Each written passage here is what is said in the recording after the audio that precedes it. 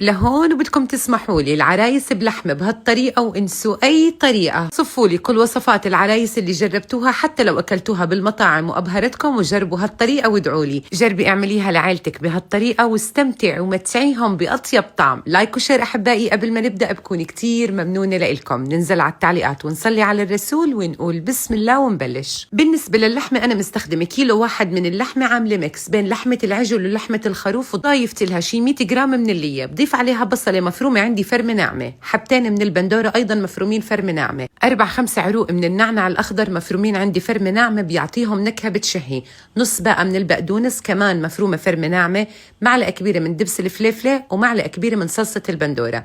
رح أضيف نص معلقة صغيرة من البهار المشكل، ملح وفلفل أسود حسب الرغبة، و3-4 معالق من الزيت النباتي، ومعلقتين كبار من دبس الرمان. بدخل اللحمة على الثلاجة على الأقل نص ساعة لتاخد المكونات نكهاتها من بعض. لو في مكون من المكونات مش حابين انكم تضيفوه اكيد بتقدروا تستغنوا عنه. بالنسبه للخبز اللي انا بحب استخدمه فانا بستخدم الخبز العربي او خبز الكماج. خبروني هذا الخبز شو بتحكوا له ببلدكم، فهو اكيد معروف بكل البلدان، احنا بنقول له خبز كماج.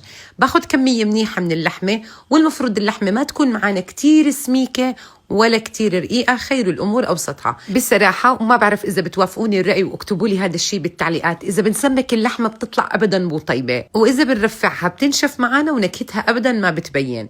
رفعت المقلاة على الغاز على حرارة متوسطة، بعد هيك بدهنه بمعلقة من الزيت النباتي، بحط الرغيف كيف ما عم بتشوفوا معي، بضلني رايحة جاية أقلب فيه ليتحمص معي بالشكل اللي واضح قدامكم. أكيد بتقدروا هاي الخطوة تحطوها بالفرن، ولكن لو حبيتوا إنكم تحطوهم بالفرن فحيكون على الشواي فقط من فوق. كل رغيف بتمسحيه بمسحة بسيطة من المي لحتى الرغيف ما ينشف معاكي، ومسحة بسيطة من الزيت، وبتضلوا رايحين جايين تقلبوا فيه. هذا لو حبيتوا تستخدموا الفرن، ولو حبيتوا انكم تستخدموا الجريل كمان بيمشي الحال. كل شيء رح تعملوه انكم رح تدهنوا الأرغفة بمسحة بسيطة من الزيت النباتي. وقبل ما اعطيكم سر النكهة الخرافية، بتمنى تخبروني بالتعليقات من اي بلد بتتابعوني، كتير بحب شوف تعليقاتكم الحلوة واتعرف عليكم من اي بلد.